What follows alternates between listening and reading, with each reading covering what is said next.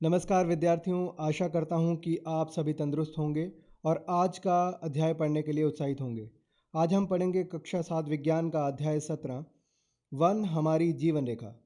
अध्याय को प्रारंभ करने से पहले मैं कुछ प्रश्न आपसे पूछूंगा, आप उनके उत्तर देने की कोशिश कीजिए। बच्चों, आप अपने घर में लकड़ी से बनी किन किन चीज़ों का इस्तेमाल करते हैं? सही जवाब, हम घर में मेज़, हमारे घर के दरवाजे, कुर्सियाँ, पलंग इत्यादि सभी लकड़ी के बने होते हैं। बच्चों, क्या लकड़ी के बने इन पदार्थों के अलावा, इन चीज़ों के अलावा हम और किसी चीज़ का इस्तेमाल नहीं कर सकते? तो आप कहेंगे हाँ, लकड़ी के अलावा भी हम और चीज़ों का इस्तेमाल कर सकते हैं। पर हम लकड़ी का अत्यधिक प्रयोग करते हैं और लकड़ी को प्राप्त करने के लिए वनों की कटाई की जाती है। बच्चों, क्या आप जानते हैं कि वन हमारे लिए कितने उपयोगी हैं? यदि वन खत्म हो गए तो हमारे जीवन का आधार ही समाप्त हो जाएगा। बच्चों, एक प्रश्न मैं आपसे पूछना चाहता हूँ कि क्या आप जानते हैं कि वनों को हरे फेफड़े क्यों कहा जाता है? तो बच्चों, आज के अध्याय में हम वनों के बारे में जानना चाहेंगे और जानने की कोशिश करेंगे कि वन हमारी जीवन रेखा किस प्रकार से हैं। बच्चों, वनों के बारे में जानने के लिए क्यों ना आज हम वनों का भ्रमण कर लें। वन में भ्रमण के लिए आप अपने साथ चाकू, हैंड लेंस, छड़ी और नोटबुक इत्यादि ले लें। तो चलो बच्चों, आज हम चलते हैं वन के अंदर। अब हम सबसे पहले वन में किसी ऊंचे स्थान पर जाएंगे जहां से सभी वन का व्यापक दृश्य देख सकें। चलो वहां चलते हैं। अरे वाह, क्या आप देख पा रहे हैं कि हमें दूर दूर तक कहीं भी जमीन नहीं दिखाई दे रही। विभिन्न वृक्षों के शिखरों ने भूमि का आवरण हरा बना दिया है। यद्यपि आवरण समान रूप से हरा नहीं है। बच्चों, आप यह भी अनुभव कर पा रहे होंगे कि यहाँ का वातावरण कितना शांत है और यहाँ ठंडी हवा मंद गति से बह रही है। इससे काफ़ी तरोताज़ा और प्रसन्नता का अनुभव होता है। चलो बच्चों, अब हम नीचे की ओर चलते हैं। अरे यह क्या! आप पक्षियों की चहचहाट और वृक्षों की ऊंची ऊंची शाखाओं की ओर से कुछ विशिष्ट ध्वनियों का शोर सुन पा रहे हैं। बच्चों, यह क्या हो रहा है? आपके लिए यह घटना सामान्य नहीं होगी, पर यहाँ यह घटना सामान्य है। हमारी उपस्थिति के कारण कुछ बंदर वृक्षों पर और ऊंची शाखाओं पर चढ़ गए हैं, जिससे वहाँ विश्राम कर रहे पक्षी अशांत हो गए हैं। जंतु अक्सर अन्य जंतुओं को सचेत करने के लिए विशिष्ट प्रकार की ध्वनि करके चेतावनी देते हैं। वन में अनेकों प्रकार के जीव रहते हैं, जैसे शूकर, जिसे हम सूअर भी कहते हैं, जंगली सूअर, गौर यानी कि बाइसन, गीदड़, सेही, हाथी, बाघ आदि।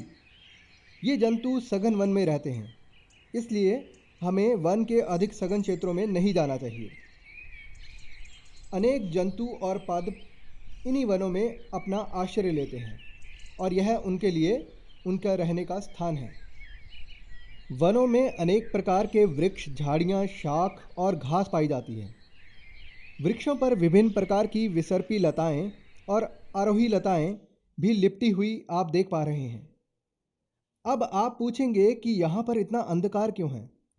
वृक्षों की घनी पत्तियों के आवरण के कारण सूर्य मुश्किल से ही कहीं दिखाई दे पाता है, जिससे वन के अंदर अंधकार रहता है। अब प्रश्न यह उठता है कि ये वन आए कहाँ से? इतने वृक्षों को किसने लगाया? तो बच्चों, आपको बता दूं कि प्रकृति में वृक्ष पर्याप्त मात्रा में बीज उत्पन्न करते हैं। वन की भूमि उनके अंकुरण और नवोद्भिद और पौधे में विकसित होने के लिए अनुकूल परिस्थितियां प्रदान करती है। इनमें से कुछ वृक्ष के रूप में वृद्धि कर जाते हैं। वृक्ष का शाखीय भाग तने से ऊपर उठ जाता है, जो शिखर कहलाता है। आप देखो और नोट करो कि वन में ऊंचे वृक्षों की शाखाएं किस प्रकार कम ऊंचाई के वृक्षों के ऊपर छत की तरह दिखाई दे रही हैं। यह वितान यानी कि कैनोपी कहलाता है। आप सभी कुछ वृक्षों के शिखर के चित्र भी अपनी कॉपी पर बनाइए। वृक्षों के शिखर की आकृति और आमाप यानी कि साइज में परस्पर भिन्नता होती है। इसी कारण किसी वन में विभिन्न ऊंचाइयों पर क्षैतिज परतें बनी होती हैं। इन्हें अधोतल कहते हैं। विशाल और ऊंचे वृक्ष शीर्ष परत बनाते हैं, जिनके नीचे झाड़ियाँ और ऊंची घास की परतें होती हैं। सबसे नीचे की परत शाख बनाती है। अब आप सोच रहे होंगे, क्या सभी वनों में समान प्रकार के वृक्ष होते हैं? तो बच्चों, ऐसा नहीं है। विभिन्न जलवायुवीय परिस्थितियों के कारण वृक्षों और अन्य प्रकार के पादपों की किस्मों में भिन्नताएं पाई जाती हैं। इसी प्रकार जंतुओं के प्रकार भी विभिन्न वनों में भिन्न भिन्न होते हैं। बच्चों, आपने स्वपोषियों, परपोषियों और मृतपोषियों के बारे में पहले ही पढ़ लिया है। आपने पढ़ा होगा कि हरे पादप किस प्रकार भोजन का निर्माण करते हैं। सभी जंतु, चाहे वे शाकभक्षी हों या मांसभक्षी हों, अंततः भोजन के लिए पादपों पर ही निर्भर करते हैं। जो जीव पादपों का भोजन करते हैं, उन्हें अक्सर अन्य जंतु द्वारा भोजन के रूप में ले लिया जाता है और इस प्रकार यह क्रम चलता रहता है। उदाहरण के लिए, घास को कीटों द्वारा खाया जाता है, जिन्हें मेंढक खा लेते हैं। मेंढक को सर्प खा लेते हैं और सर्पों को मयूर यानी कि मोर खा लेते हैं। इसे खाद्य श्रृंखला कहा जाता है, जिसमें आप देख पा रहे हैं, सबसे पहले घास, उसके बाद कीट, फिर मेंढक, फिर सर्प, फिर मोर। मोर के स्थान पर आप गरुड़ को भी ले सकते हैं। वन में अनेक प्रकार की खाद्य श्रृंखलाएं पाई जाती हैं। सभी खाद्य श्रृंखलाएं परस्पर संबंधित होती हैं। यदि किसी एक खाद्य श्रृंखला में विघ्न पड़ता है, तो अन्य श्रृंखलाएं भी प्रभावित होती हैं। वन का प्रत्येक भाग अन्य भागों पर निर्भर करता है। यदि हम किसी वन के किसी घटक, जैसे कि वृक्ष को अलग कर दें, तो अन्य सभी घटक प्रभावित हो जाएंगे। यानी कि मान लीजिए कि वन में पेड़ ही नहीं है और शाख नहीं है, ना ही कोई हरे पौधे, तो फिर हरे पौधों को खाने वाले जीव किस प्रकार जीवित रहेंगे? और यदि वे जीवित नहीं रहेंगे, तो उन्हें खाने वाले मांसाहारी जीव कैसे जीवित रहेंगे? तो इस प्रकार वन में अनेक खाद्य श्रृंखलाएं चलती हैं और वे एक दूसरे पर निर्भर करती हैं। वन की भूमि की सतह को पत्तियों ने ढक रखा है। आप इन पत्तियों को उठाकर देखिए। अब हम इन्हें हैंड लेंस की सहायता से देखेंगे। क्या आप यहाँ पर क्षयमान पत्तियों पर नन्हे मशरूम देख पा रहे हैं? इसी के साथ हम नन्हे कीटों, मिलीपिडों यानी कि सहस्त्रपादों और चींटों या भृंगों की सेना उन पत्तियों पर देख सकते हैं। आसानी से देखे जा सकने वाले इन जीवों के अतिरिक्त यहाँ अनेक जीव और सूक्ष्म जीव ऐसे भी हैं जो मृदा के भीतर रहते हैं। मशरूम और अन्य सूक्ष्म जीव मृत पादपों और जंतु उत्तकों को खाते हैं और उन्हें गहरे रंग के पदार्थ में परिवर्तित कर देते हैं, जिसे ह्यूमस कहते हैं। बच्चों, ह्यूमस मृदा के लिए अति उपयोगी हैं। वह मृदा की उपजाऊ शक्ति को बढ़ाते हैं। पादपों और जंतुओं के मृत शरीर को ह्यूमस में परिवर्तित करने वाले सूक्ष्म जीव अपघटक कहलाते हैं। इस प्रकार के सूक्ष्म जीव वन में महत्वपूर्ण भूमिका निभाते हैं। आओ हम मृत पत्तियों को हटाते हैं। अब आप भूमि पर ह्यूमस की परत को देख सकते हैं। ह्यूमस की उपस्थिति यह सुनिश्चित करती है कि मृत पादपों और जंतुओं के पोषक तत्व मृदा में निर्मुक्त होते रहते हैं। वहां से ये पोषक तत्व पुनः सजीव पादपों के मूलों द्वारा अवशोषित कर लिए जाते हैं। अब आप जानना चाहोगे कि जब वन में कोई जंतु मर जाता है तो उसका क्या होता है? मृत जंतु गिद्धों, कौओं, गीदड़ों और कीटों का भोजन बन जाते हैं। इस प्रकार पोषक तत्व का चक्र चलता रहता है, जिससे आप यह जान पाए होंगे कि वन में कुछ भी व्यर्थ नहीं होता। बच्चों, मैंने आपसे एक प्रश्न पूछा था कि वनों को हरे फेफड़े क्यों कहा जाता है। तो बच्चों, वनों में पादप प्रकाश संश्लेषण के प्रक्रम द्वारा ऑक्सीजन निर्मुक्त करते हैं। इस प्रकार पादप जंतुओं के श्वसन के लिए ऑक्सीजन उपलब्ध कराने में सहायक होते हैं। वे वायुमंडल में ऑक्सीजन तथा कार्बन डाइऑक्साइड का संतुलन बनाए रखते हैं। इसीलिए वनों को हम हरे फेफड़े कहते हैं, क्योंकि जिस प्रकार से हमारे फेफड़े ऑक्सीजन लेते हैं और कार्बन डाइऑक्साइड छोड़ते हैं, उसी प्रकार ये हरे वन भी ऑक्सीजन छोड़ते हैं और कार्बन डाइऑक्साइड लेते हैं, तो इन्हें हरे फेफड़े कहा जाता है। यदि ये हरे फेफड़े नहीं होंगे तो हमारे फेफड़े भी किसी काम के नहीं होंगे। बच्चों, अब हमें वापस चलना चाहिए, लेकिन यह क्या, आसमान में बादल छा रहे हैं। वृक्ष अपने मूलों से जल को अवशोषित करते हैं और वाष्प उत्सर्जन द्वारा जलवाष्प निर्मुक्त करते हैं। इससे जल चक्र चलता रहता है। यदि वृक्षों की कमी होगी तो जल चक्र भी प्रभावित होगा। वन केवल पादपों और जंतुओं का आवास ही नहीं है, वन क्षेत्र में अनेक मानव समुदाय भी रहते हैं। इनमें से कुछ विभिन्न जनजातियों के हो सकते हैं। ये लोग अपनी अधिकतर आवश्यकताओं के लिए वनों पर निर्भर करते हैं। वन उन्हें भोजन, आश्रय, जल और औषधियाँ प्रदान करता है। वन क्षेत्र में रहने वाले ये लोग वहाँ के अनेक औषधीय पादपों के बारे में जानते भी हैं। वह देखो, हिरणों का एक झुंड कुछ दूरी पर झरने को पार कर रहा है। अरे यह क्या, सभी हिरण झाड़ियों में गायब हो गए। सघन झाड़ियाँ और ऊंची घास जंतुओं को भोजन और आश्रय प्रदान करती हैं। ये उन्हें वन में रहने वाले मांस भक्षी जीवों से भी सुरक्षा प्रदान करती हैं। ध्यान से अपने नीचे की जमीन को देखिए। आप देख सकते हैं कि कुछ जंतुओं की लीद यहाँ पड़ी है। क्या आप जानते हैं कि वन अधिकारी वन में कुछ जंतुओं की उपस्थिति की जानकारी उनकी लीद और पद चिन्हों द्वारा पता करते हैं। आप लीद की एक और बड़ी शैमान ढेरी को भी देख सकते हैं। क्या आप देख पा रहे हैं कि उस ढेर पर अनेक भृंग और कैटरपिलर यानी कि लार्वा पनप रहे हैं तथा अनेक नवोद्भिद यानी कि नन्हे नन्हे अंकुरित पौधे देख पा रहे होंगे। ये नवोद्भिद कुछ शाकों और झाड़ियों के हैं। जंतु भी कुछ पादपों के बीजों को प्रकीर्णित करते हैं। इस प्रकार जंतु वनों में पादपों को वृद्धि करने और उनके पुनर्जनन में सहायक होते हैं।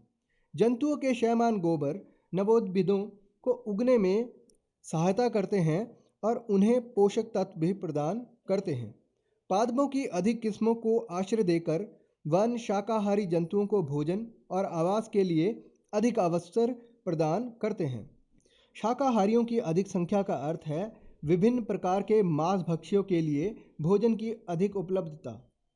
जंतुओं की विविध किस्में वन के पुनर्जनन और वृद्धि में सहायक होती हैं। इसी प्रकार से अपघटक वन में उगने वाले पादपों के लिए पोषक तत्वों की आपूर्ति को बनाए रखने में सहायक होते हैं। इस प्रकार से हम जान गए हैं कि वन एक गतिज सजीव इकाई है जो जीवन और जीवन क्षमता में भरपूर है। बच्चों, अब दोपहर हो चुकी है, अब हमें वापस चलना चाहिए। अरे यह क्या, वर्षा प्रारंभ होने लगी है। अब हम कुछ देर के लिए यहीं पर रुक जाते हैं। वर्षा की बूंदें वन भूमि पर सीधे नहीं पड़ रही हैं। वन वितान की सबसे ऊपरी परत वर्षा की बूंदों को विच्छिन्न कर रही है और छोटी छोटी फुहार में परिवर्तित कर रही है। अधिकांश जल वृक्षों की शाखाओं, पत्तियों तथा तनों से होता हुए नीचे की झाड़ियों और शाखों पर धीमे धीमे गिर रहा है। आप देख सकते हैं कि अब कई स्थानों पर भूमि जो है थोड़ी थोड़ी गीली होने लगी है, परंतु अभी भी कई स्थानों पर भूमि सूखी है। वन भूमि की सतह पर गिरी मृत पत्तियों की परत अब धीरे धीरे कुछ गीली होने लगी है, लेकिन वन में कहीं भी जल का जमाव होते हुए नहीं दिखाई दे रहा। यदि इतनी तेज वर्षा शहर में हुई होती तो नाले और सड़कें पानी से भर गए होते। वन वर्षा जल के प्राकृतिक अवशोषक का कार्य करते हैं और उसे अवस्त्रावित यानी कि भूमि में रिसने देते हैं। यह वर्ष भर भौम स्तर यानी कि भौम जल स्तर को बनाए रखने में सहायक होते हैं। वन न सिर्फ बाढ़ों को नियंत्रित करते हैं बल्कि नदियों में जल के प्रवाह को बनाए रखने में भी सहायक होते हैं, जिससे हमें जल की सतत आपूर्ति मिलती रहती है। इसके विपरीत यदि वृक्ष न हो तो वर्षा जल सीधे भूतल पर गिरकर आसपास के क्षेत्रों को भर सकता है। तेज वर्षा मृदा की ऊपरी उपजाऊ परत को भी क्षति पहुंचा सकती है। वृक्षों तथा अन्य पौधों के मूल यानी कि जड़ें सामान्यतः मृदा को एक साथ बांधे रखती हैं, लेकिन उनकी अनुपस्थिति में मृदा वर्षा जल के साथ बह जाती है, अर्थात उसका अपरदन हो जाता है। बच्चों, हमारे लिए वन कितने उपयोगी हैं, परंतु वृक्षों की अंधाधुंध कटाई होने के कारण वन लुप्त होने की कगार पर हैं, यानी कि वन निरंतर कम होते जा रहे हैं और उसमें रहने वाले जंतु भी लुप्त होने की कगार पर हैं। हम यह जानते हैं कि हम वनों पर निर्भर करते हैं, फिर भी हम वनों का संरक्षण नहीं कर रहे हैं। हमें वनों का संरक्षण करना चाहिए और वनों को बचाने के लिए अपने प्रयास करने चाहिए और हो सके तो अधिक से अधिक वृक्ष भी लगाने चाहिए। बच्चों, अब आप अपनी कॉपी में वनों के महत्व के बारे में सारांश पूर्वक लिखें। बच्चों, वन से भ्रमण के बाद वापिस आने के बाद आज हम जान लेते हैं कि हमने क्या क्या सीखा। हमने सीखा कि वनों से हमें अनेक प्रकार के उत्पाद मिलते हैं। वन विभिन्न पादपों, जंतुओं और सूक्ष्म जीवों से मिलकर बना एक तंत्र है। वनों की सबसे ऊपरी परत वृक्ष शिखर बनाते हैं, जिसके नीचे झाड़ियों द्वारा बनी परत होती है। शाख वनस्पतियां सबसे नीचे की परत बनाती हैं। वनों की विभिन्न परतें जंतुओं, पक्षियों और कीटों को भोजन और आश्रय प्रदान करती हैं। वन वृद्धि करते हैं, परिवर्तित होते हैं तथा उनका पुनर्जनन होता है। वन मृदा अपरदन से बचाते हैं। वन्य क्षेत्रों के आसपास और उनमें वास करने वाले समुदायों को वन उनके जीवन के लिए आवश्यक सभी सामग्रियां उपलब्ध कराते हैं। वन जलवायु, जलचक्र और वायु की गुणवत्ता को नियमित करते हैं। वन हमारी पृथ्वी के हरे फेफड़े हैं। इसके बाद मैं आपसे कुछ प्रश्न करूंगा। आशा करता हूं कि आपको उनके उत्तर आते होंगे। कुछ रिक्त स्थान। वनों से प्राप्त होने वाले 3 उत्पादों के नाम बताइए। सही उत्तर है गोंद, लकड़ी, औषधियाँ और भी उत्पाद जो हैं हमें वनों से मिलते हैं, आप वह भी लिख सकते हैं। वन यह लाने में सहायक होते हैं, तो इसका सही उत्तर है वन वर्षा लाने में सहायक होते हैं। वन वायुमंडल में इनके और इनके संतुलन को बना के रखते हैं, तो सही जवाब है ऑक्सीजन और कार्बन डाइऑक्साइड। वनों को पृथ्वी का यह कहा जाता है, फेफड़े कहा जाता है। दिखाए गए चित्र में नामांकित कीजिए शिखर और अधोतल। तो सही है, ऊपर जो आएगा शिखर, नीचे आएगा अधोतल। इसी के साथ हमारा अध्याय यहाँ समाप्त होता है। बच्चों, अब आप अपनी पाठ्य पुस्तक में से इस अध्याय को फिर से पढ़िए और वहाँ दिए गए अभ्यास के प्रश्नों को हल करने की कोशिश कीजिए। बच्चों, पढ़ते रहिए, बढ़ते रहिए। धन्यवाद।